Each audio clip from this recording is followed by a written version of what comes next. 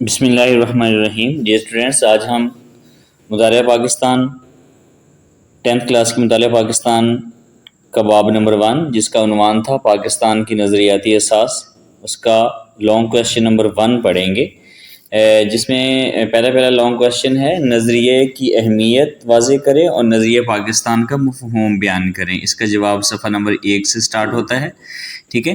تو اس میں جو مین چیز ہوتی ہیں وہ ہیڈنگز ہوتی ہیں۔ میں نے ہیڈنگز کے ساتھ جو ہے وہ اس کا جواب یہاں پہ لکھا ہے، تو آپ دیکھیے۔ سب سے پہلی ہیڈنگ آپ دیں گے، نظریے کی تعریف کریں گے کہ کسی بھی مقصد کے حصول کے لیے بنایا گیا فکری خاکہ نظریہ کہلاتا ہے، یا کسی شے کو وجود میں لانے کے لیے ذہن میں جو سوچ، فکر اور نقشہ ابھرتا ہے اور قائم ہوتا ہے، نظریہ کہلاتا ہے۔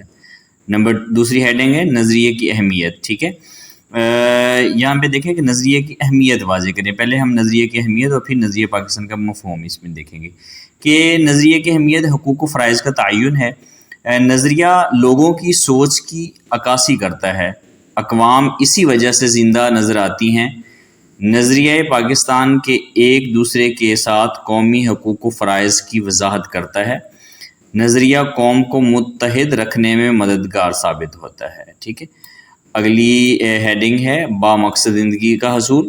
نظریہ مقاصد کے حصول کے لیے ہر قسم کی مشکلات کا مقابلہ کرنے کی طاقت بخشتا ہے۔ نظریہ مقاصد کے حصول کے لیے جد و جہد کا جذبہ پیدا کرتا ہے اور مقصد کے حصول کو یقینی بناتا ہے۔ نظریہ انقلاب کو جنم دیتا ہے اور اسی وجہ سے جو ہے وہ نئی راہیں کھلتی ہیں۔ اگلی ہیڈنگ ہے کہ تحریک کی بنیاد۔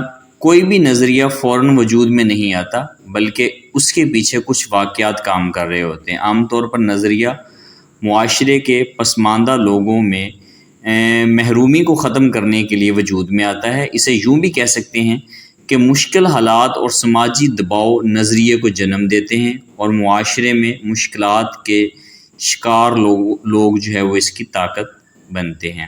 جس طرح امریکہ میں سیاہ رنگت کے لوگوں نے مساوی حقوق کے لیے جدوجہد شروع کی، تو ان کا نظریہ مساوی حقوق کے حصول تھا۔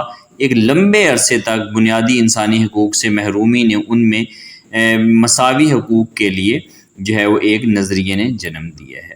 اگلی ہیڈنگ دیں گے کہ بنیادی انسانی حقوق۔ برصغیر پاک و ہند کے مسلمانوں نے اپنی سماجی سیاسی حقوق کے لیے حصول کے لیے جب جدوجہد شروع کی، تو اس کی وجہ سے انگریزوں اور ہندوؤں کا ظالمانہ رویہ تھا، جس نے مسلمانوں کے اندر آزادی کی لہر پیدا کی اور مسلمانوں کے لیے علیحدہ وطن کے لیے نظریہ وجود میں آیا، ٹھیک ہے۔